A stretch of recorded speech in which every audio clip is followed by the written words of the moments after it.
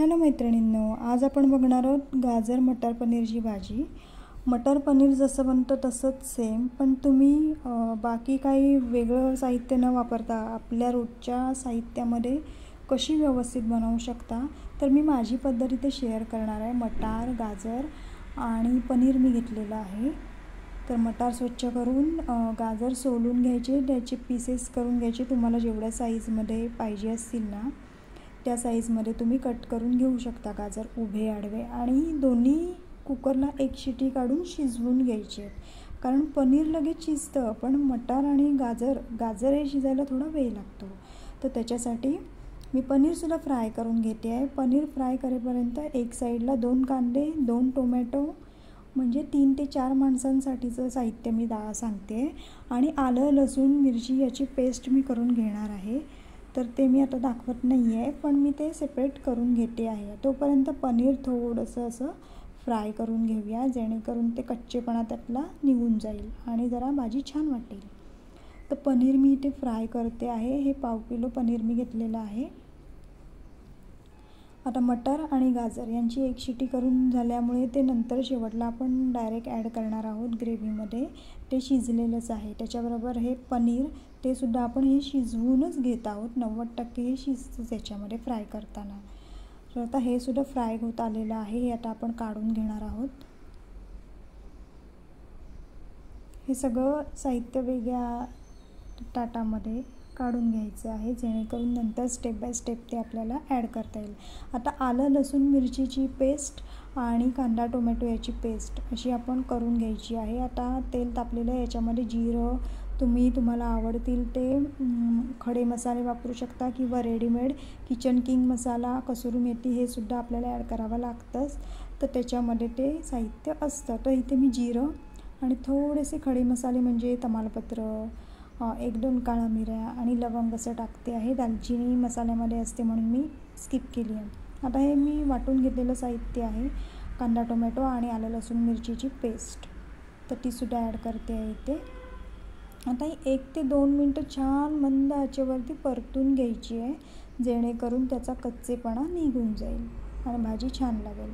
आता याच्यामध्ये तुम्ही घरगुती तुमचा वापरातला मसाला वापरू शकता, किंवा रेडीमेड जे मसाले भेटतात, ज्याच्यामध्ये किचन किंग मसाला आहे, मी नंतर तुम्हाला दाखवणारच आहे, कसुरी मेथी आहे, किंवा तुम्ही पनीरच्या भाजीचा कुठलाही मसाला याच्यामध्ये वापरू शकता.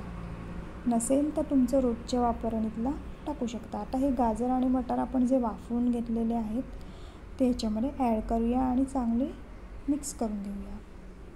आता हा बघा, मी बादशाहचा किचन किंग मसाला आणलेला आहे, तर हाच मी ॲड करणार आहे. आणि सोबत कसुरी मेथीमुळे जरा टेस्ट छान येते भाजीला, म्हणून कसुरी मेथी, नसेल तरी चालेल, तुमच्या आवडीनुसार तुम्ही कोणतेही वापरू शकता.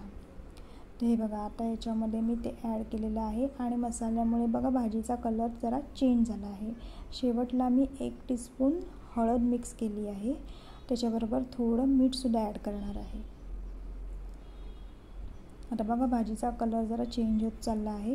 हळद आणि वापरलेले मसाले याच्यामुळे. आता मी घरगुती साहित्यातला आपला रोजच्या वापरातला मसाला आहे तो सुद्धा 1 चमचा ॲड करणार आहे, जेणेकरून आपल्याला आपल्या घरच्या भाजीचा फील आला पाहिजे. तुम्ही नाही टाकला तरी चालू शकतं, पण जरा सणसणीत भाजी हवी असेल, अगदीच गोड चवीची नको असेल, तर आपला रोजच्या वापरातला मसाला टाकलेला उत्तम. आता बघा, सगळे छान मसाले एकजीव झालेले आहेत. तेलसुद्धा सेपरेट व्हायला लागलेलं आहे, म्हणजे मसाला हा व्यवस्थित शिजलेला आहे. आता याच्यामध्ये गाजर आणि मटार ॲड करूया आणि छानपैकी हलक्या हाताने ढवळून घेऊया. आता हे मिश्रण तोपर्यंत ढवळायचं आहे जोपर्यंत ते व्यवस्थित याच्यामध्ये मिक्स होत नाही. 30 ते 40 सेकंदात सुद्धा हे व्यवस्थित मिक्स होतं, पण हलक्या हाताने करायला लागतं, कारण ते आपण शिजवून घेतलेलं आहे. तर बघा, एकदम मस्तपैकी मिक्स झालेलं आहे. आणि आपण थोडीशी वाफ त्याची अशी मोकळी होऊन देणार आहोत. आता असंच हे शिजवून घेतलेलं आहे. आत्ता याच्यामध्ये आपण फ्राय करून ठेवलेलं जे पनीर आहे ते ॲड करूया. आता पनीर बघा, थोडा कलर त्याला फ्राय करून घेतल्यामुळे छान आलेला आहे. तुम्ही डायरेक्टसुद्धा कट करून याच्यामध्ये मिक्स करू शकता, पण ते ना नंतर ज्या वेळेला आपण जरा पाणी टाकून भाजीचा रस्सा वगैरे बनवतो किंवा ती शिजवण्यासाठी पाणी ॲड करतो तेव्हा ना ते पनीर फ्राय केलेलं नसेल तर फुटत जातं. तर त्यासाठी मी फ्राय करून घेतलेलं आहे आणि भाजी लवकर मग तयार होते. तर बघा ते सुद्धा आपण व्यवस्थित मिक्स करून घेतलेलं आहे. मीठ मी वापरलेलं आहे चवीनुसार. तुमच्या आवडीनुसार मीठ कमी जास्त तुम्ही करू शकता. आणि आता आपली ही भाजी एकदम परफेक्ट तयार झालेली आहे. याच्यामध्ये थोडंसं मी पाणी ॲड करणार आहे गरम, कारण मला अगदीच सुकी पण नको आहे, अशी ड्राय थोडी अशी ग्रेव्ही टाईप पाहिजे चपातीबरोबर. तर मीठ मला वाटतं की नंतर परत थोडंसं ॲड करायला पाहिजे, तर मी केलेलं आहे. तर बघा आपली भाजी तयार आहे.